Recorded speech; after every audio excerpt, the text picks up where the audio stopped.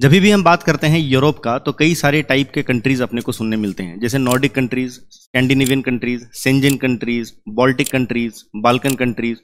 और ये सारे बहुत कंफ्यूजिंग होते हैं और हमें कई बार समझ नहीं आता कि कौन सा कंट्री कौन से ग्रुप में आता है।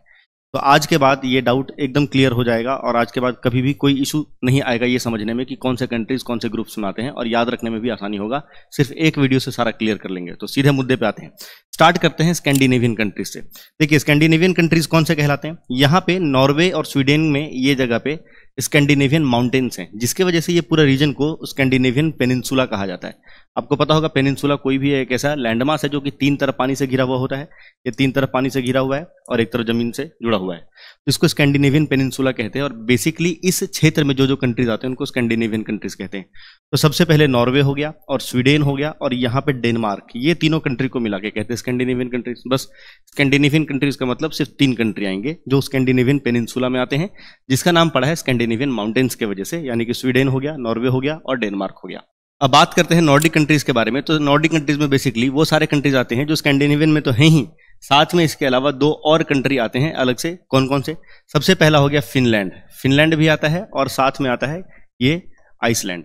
ये दो कंट्री और ऐड हो जाएंगे, यानी कि टोटल नॉर्डिक कंट्रीज में हो गए 5 कंट्री। स्कैंडिनेवियन में जो 3 थे वो, और 2 ऐड हो गए, कौन से? फिनलैंड और आइसलैंड। हालांकि इसके अलावा भी देखिए ग्रीनलैंड आता है, हालांकि एक अलग सेपरेट कंट्री नहीं है, ये डेनमार्क का ही एक ऑटोनोमस रीजन है। साथ में यहाँ पे एक छोटा सा फेरो आइलैंड है, फेरो आइलैंड भी डेनमार्क के रीजन में आता है। और यहाँ पे एक छोटा सा और आइलैंड, इसको कहते हैं आइलैंड आइलैंड्स, ये भी फिनलैंड के कब्जे में है। मतलब बेसिकली ये 2 कंट्री ऐड हो जाएंगे और इनके ऑटोनोमस रीजन्स कुछ कुछ। तो हम एक बार वापस रिकैप कर लेते हैं। स्कैंडिनेवियन का मतलब जो स्कैंडिनेवियन पेनिनसुला में आते हैं, नॉर्वे, स्वीडन और डेनमार्क। ये इसके अलावा अगर 2 कंट्री और जोड़ दें जिसमें आ जाता है फिनलैंड और आइसलैंड, तो ये कहलाएंगे नॉर्डिक कंट्रीज। और साथ में इनके ऑटोनोमस रीजन्स कौन कौन से? जैसे ग्रीनलैंड डेनमार्क ऑटोनोमस रीजन हो गया, फेरो आइलैंड यहाँ पे डेनमार्क ऑटोनोमस रीजन हो गया, और आइलैंड आइलैंड है जो कि फिनलैंड के ऑटोनोमस रीजन है। बस हो गया। तो ये स्कैंडिनेवियन हो गए और ये नॉर्डिक हो गए। अब आते हैं तीसरे टाइप के कंट्रीज जिनको कहते हैं बाल्टिक कंट्रीज। बाल्टिक कंट्रीज कौन से होते हैं? देखिए यहाँ पे बाल्टिक सी लिखा हुआ है, हालांकि ये बाल्टिक लिखा हुआ है पर इसको बाल्टिक पढ़ते हैं। जैसे बाल्ड लिखते BALD है पर उसको पढ़ते बॉल्ड है, मतलब जो गंजे होते हैं उनके लिए। तो वैसे ही इसको बाल्टिक सी पढ़ेंगे। और बाल्टिक सी के साथ जिनका जो कंट्री बाउंड्री शेयर करते हैं वो कहलाते हैं बाल्टिक नेशंस। और इसमें स्पेसिफिकली 3 कंट्री आते हैं।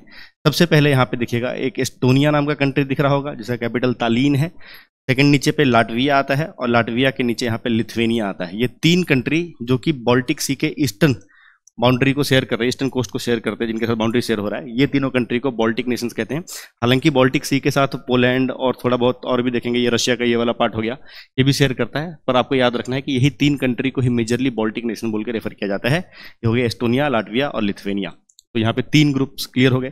अब आते हैं चौथे टाइप का जिसको कहते हैं बाल्कन कंट्रीज। बाल्कन कंट्रीज क्या होते हैं? देखिए ये जगह पे यूरोप में यहाँ पे बाल्कन माउंटेन्स हैं, और बाल्कन माउंटेन्स की वजह से इसको बाल्कन पेनिनसुला कहा जाता है। यही पेनिनसुला 3 तरफ जमीन से घिरा, 3 तरफ पानी से घिरा हुआ है और एक तरफ जमीन से घिरा हुआ है। तो जो बाल्कन पेनिनसुला में जो कंट्रीज आ रहे हैं बेसिकली इन्हीं को हम बाल्कन नेशंस कहते हैं। इसमें ग्रीस आ गया, अल्बेनिया आ गया, सर्बिया एंड मोंटेनेग्रो आ गया, ये सारे जो कंट्री हैं, मैसेडोनिया, बेसिकली यहाँ पे जो कंट्रीज लाई कर रहे हैं ये सारे बाल्कन नेशंस कहलाते हैं। अब एक और ग्रुप आता है जिसको शेंजन कंट्रीज कहते हैं, जो कि इन सारे ग्रुप से कहीं ज़्यादा बड़ा ग्रुप है। सब में तो 3-4 कंट्री आ रहे थे, शेंजन कंट्रीज में कई सारे कंट्रीज आते हैं। बेसिकली शेंजन कंट्रीज कौन से हैं वो समझने के लिए एक बार यूरोपियन यूनियन को जानना जरूरी है।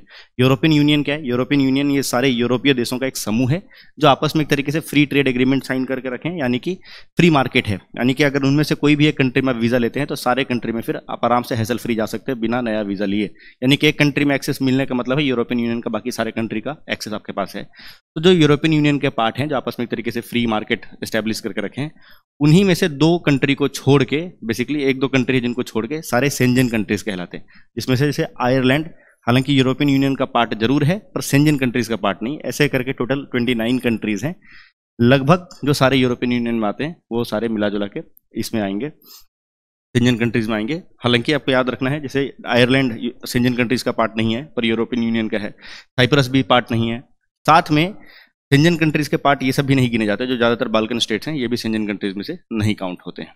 तो हमने majorly Nordic, Scandinavian, Schengen, Baltic और बाल्कन नेशंस में कौन कौन से कंट्री आते हैं ये देख लिया।